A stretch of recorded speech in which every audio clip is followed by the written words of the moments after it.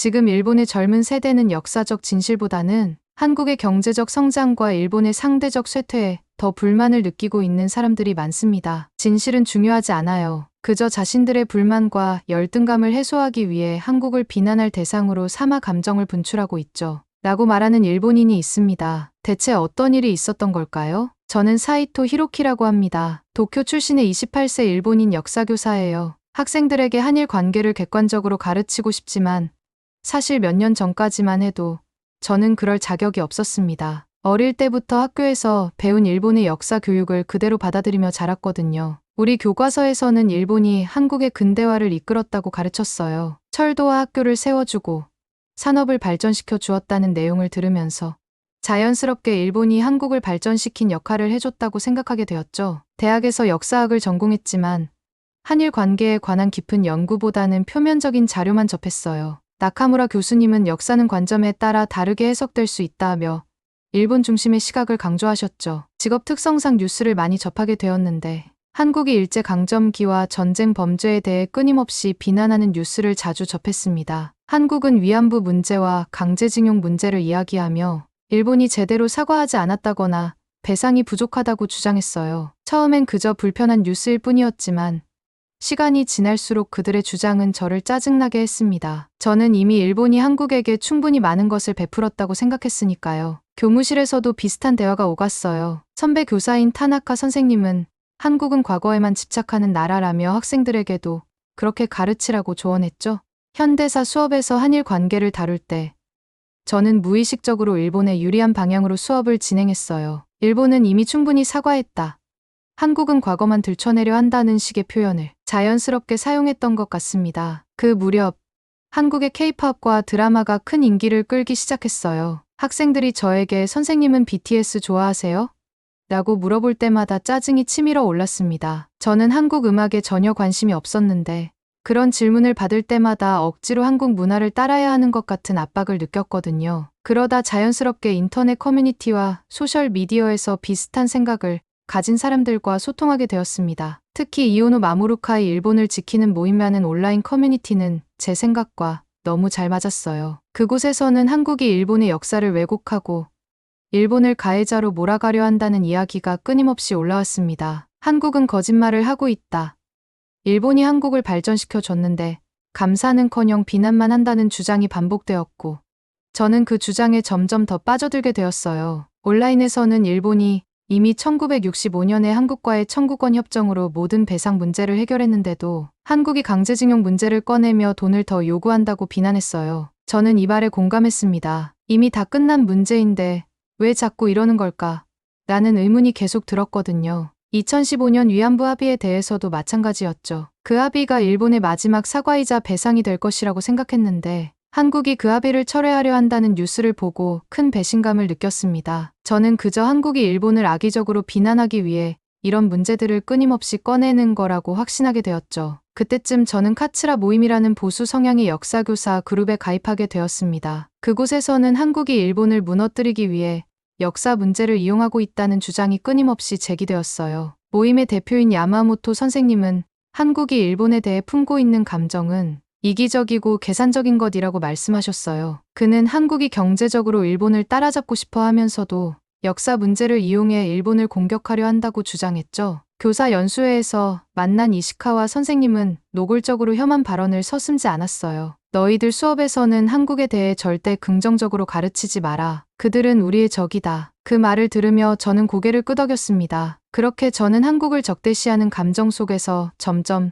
더 편안함을 느꼈습니다. 지금 생각하면 그건 제 자신의 불안과 불만을 한국이라는 대상에 투영하는 행동이었어요. 그날은 평소처럼 카츠라 모임에 참석한 후 야마모토 선생님과 이시카와 선생님과 함께 집으로 돌아가던 중이었습니다. 저희 셋은 신주쿠역까지 걸어가고 있었죠. 평소처럼 한국에 대한 이야기를 나누며 한국이 또 일본에게 돈을 더 요구하려 한다며 불만을 주고받던 중이었어요. 그러던 도중 갑자기 야마모토 선생님이 가슴을 부여잡으며 쓰러졌습니다. 순간적으로 머릿속이 하얘졌어요. 어떻게 해야 할지 전혀 감이 잡히지 않았죠. 쓰러진 야마모토 선생님은 숨을 쉬지 않는 것 같았고 의식도 없었습니다. 저와 이시카와 선생님은 당황해서 서로를 바라볼 뿐이었어요. 마음은 급했지만 정작 손을 쓰지 못했습니다. 어떻게 응급처치를 해야 하는지 몰랐거든요. 교사이지만 정작 위급한 상황에서 한 생명을 구하는 방법은 배우지 못했다는 사실이 너무 부끄러웠어요. 주변에 도움을 요청하려고 했지만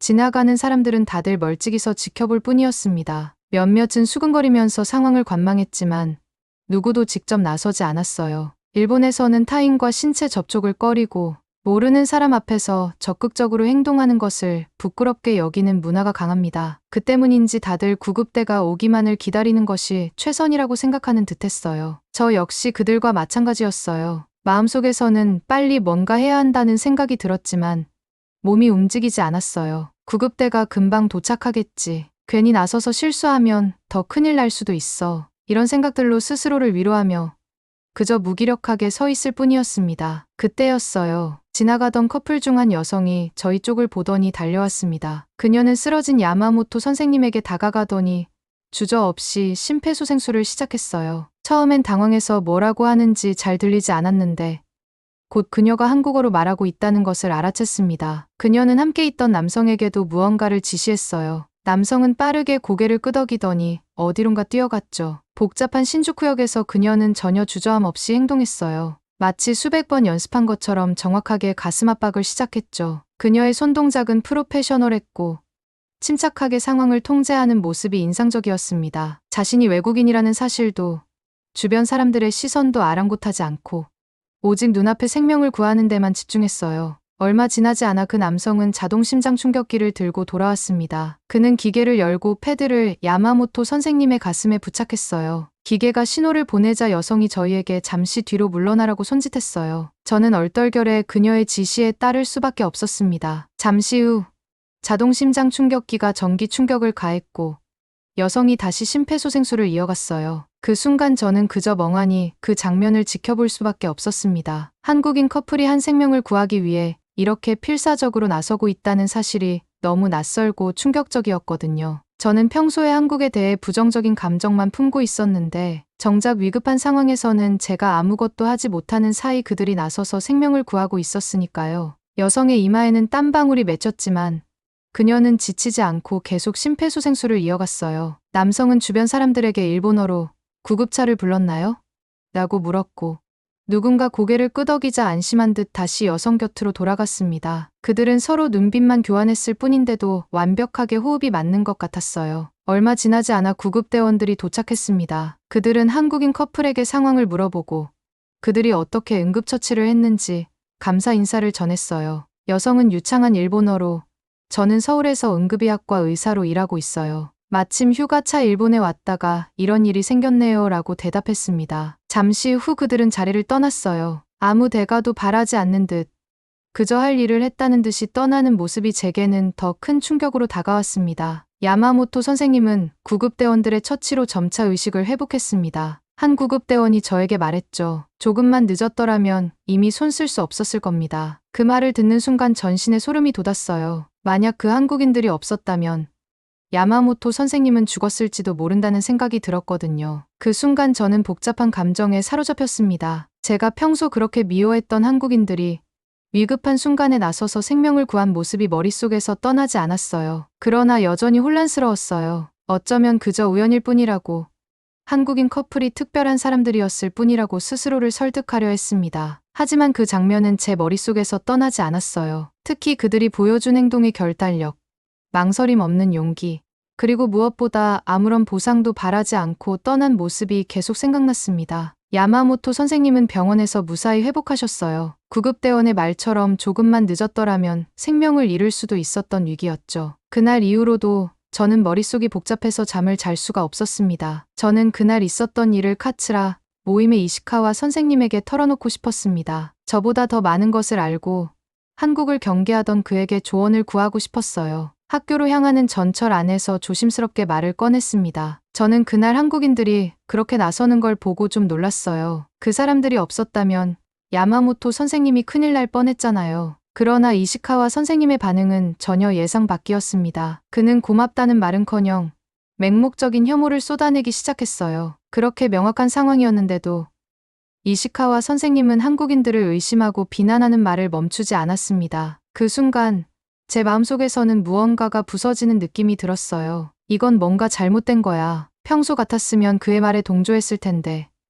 그날만큼은 도저히 그러고 싶지 않았습니다. 저는 그의 말을 더 듣고 싶지 않아 대화를 끊고 자리를 떴어요. 발걸음이 무거웠고 마음은 뒤엉킨 실타래 같았죠. 한국인 커플이 보여준 행동과 이시카와 선생님의 반응이 너무나도 대조적이었으니까요. 이때 처음으로 제가 믿어왔던 것들이 틀렸을지도 모른다는 의심이 들기 시작했습니다. 그날의 사건 이후로 저는 카츠라 모임의 사람들과 나누던 대화들이 떠올랐습니다. 그들의 말은 늘 일방적이었고 다른 관점은 완전히 배제된 상태였어요. 학생들에게 가르치던 내용도 마찬가지였죠. 이시카와 선생님과 나누던 대화는 언제나 한국 비난으로 가득했지만 정작 그들의 말 속에는 사실과 증거가 부족했습니다. 진짜 사실은 뭘까?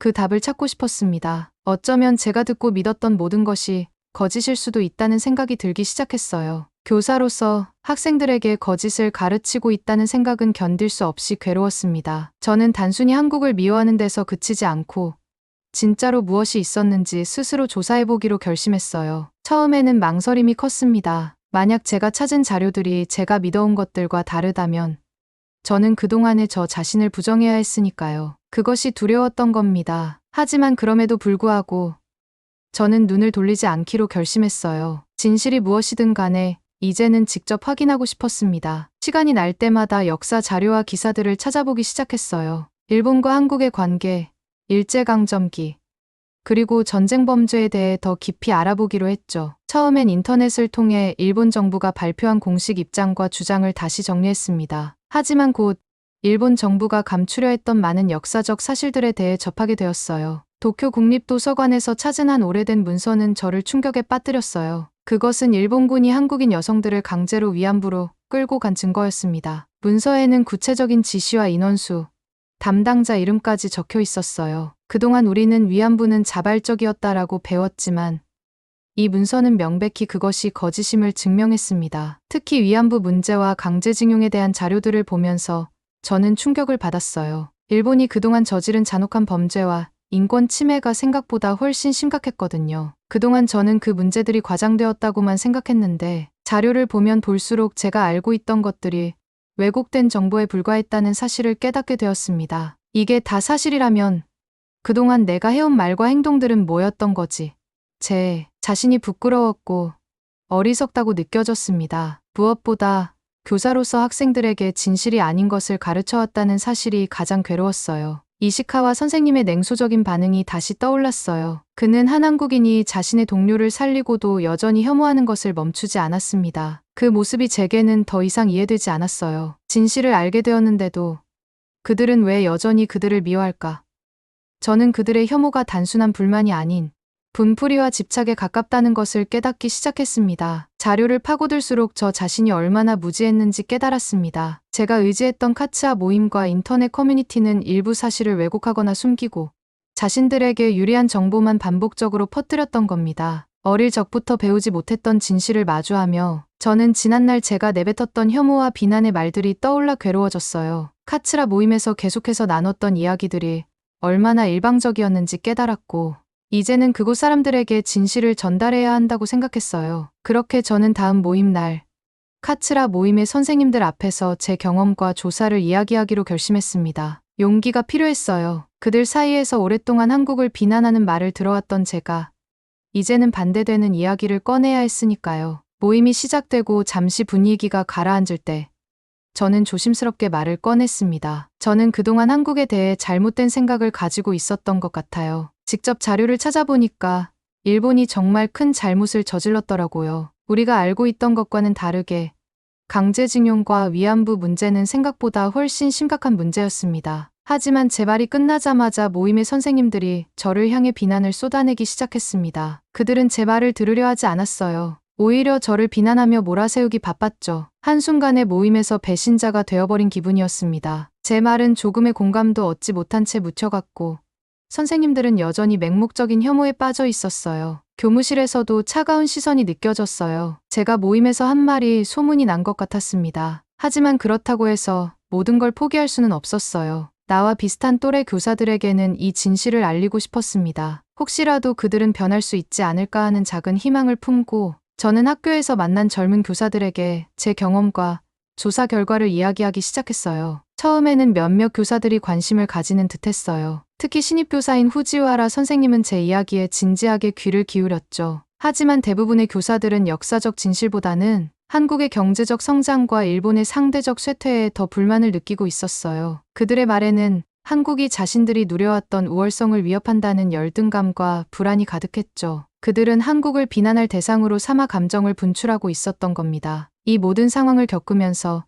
저는 카츠라 모임에 가졌던 마음을 정리해야겠다는 결심을 하게 되었습니다. 이미 많은 교사들이 진실을 외면하고 그저 자신들의 불만과 열등감을 해소하기 위해 한국을 비난하고 있다는 사실을 깨달았으니까요. 하지만 교사로서 제 책임은 여전히 남아 있었어요. 학생들에게 어떻게 진실을 가르칠 것인가? 마음이 한없이 무거웠습니다. 저 역시 그들과 같은 혐오와 편견에 깊이 빠져 있었던 과거를 떠올리니 견딜 수 없는 후회와 자책감이 밀려왔어요. 어떻게 이렇게 맹목적인 감정에 사로잡혀 한국을 미워할 수 있었을까? 그날 이후 저는 혼자만의 시간을 가지며 지난날의 행동들을 하나씩 돌아보기 시작했어요. 수업 시간에 했던 말들, 온라인 커뮤니티에 남긴 글들, 모임에서 나눴던 대화들, 그리고 동료 교사들 앞에서 비난을 퍼부었던 순간들까지 모든 게 선명하게 떠올랐죠. 무엇보다 가장 후회스러웠던 건 그 지하철역에서의 무기력한 순간이었어요. 한국인 커플이 보여준 신속한 대처와 용기가 없었다면 저는 지금쯤 야마모토 선생님의 죽음을 마주했을지도 모릅니다. 그런데도 카츠라 모임의 선생님들은 감사하기는커녕